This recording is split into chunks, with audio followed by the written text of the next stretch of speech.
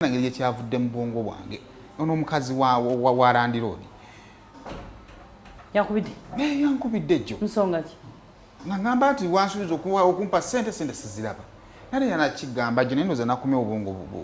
buntabuse kumenya olunaku lwajjo lwantambulidde bubi omukazi muwe ssente ze bannaye zo kikazi saa kyenkubira ssimu nalonga ayomba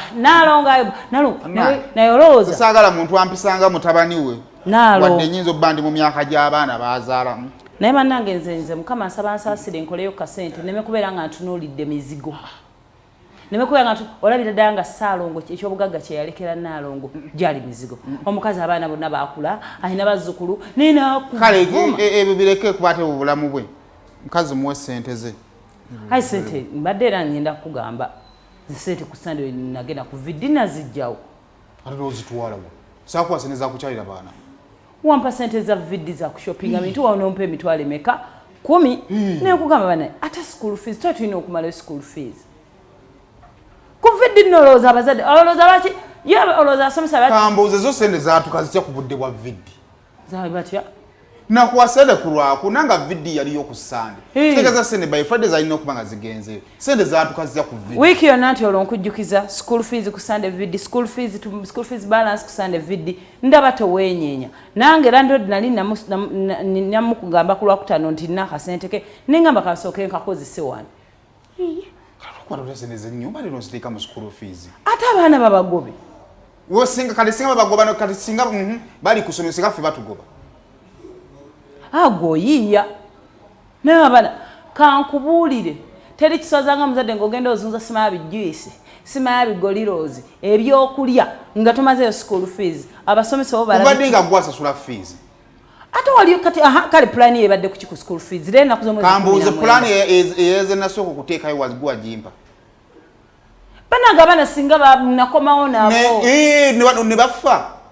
ebbanga nomala ku TV olewuddeko bana bataano bafudde lwakubeera waka ate singa toddamu kutegeera ssente zange nenda zabade mayo ogenda nakunsimu gaye mukyala wange nakusimako ekyo ekisiru byokola toddamu kuzanyira mu ssente zange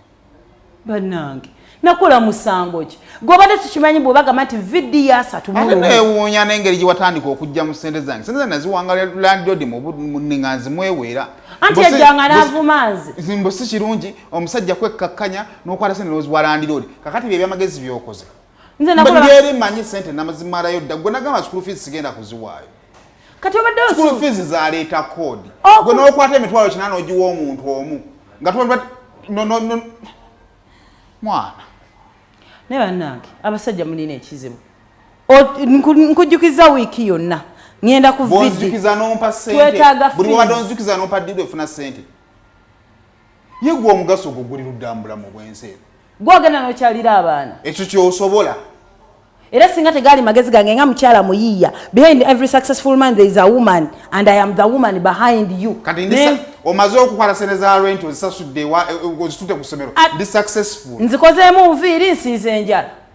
oba ntadde school fees z'abaana abo n'abasajja obutasiima bujja basuula kubuuzayo just kibuuzo kimu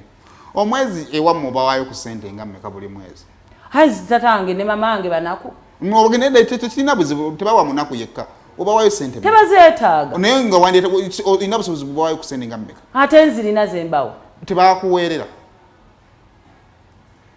bampeerera naye nkola byange toddamu kuzungira ku ssente zange bwe ziba za rent zibe za rent eri si bizinesi mwenteeka wazaala baki batasobola weerera nze bagenda kugoba baana bange ku kyalo basibe nga bangeya tibeefuula abagagga abaana batudde waka si bange emizigo gino gimanyi landlord agenda kujja ogenda munyonyo ebibuuzo nga bw'obinnyonnyodde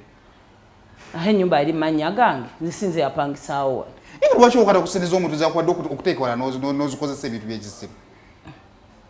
wakati mu ntambuza y'omukwano gwammwe kati wuliriza akaama ka leero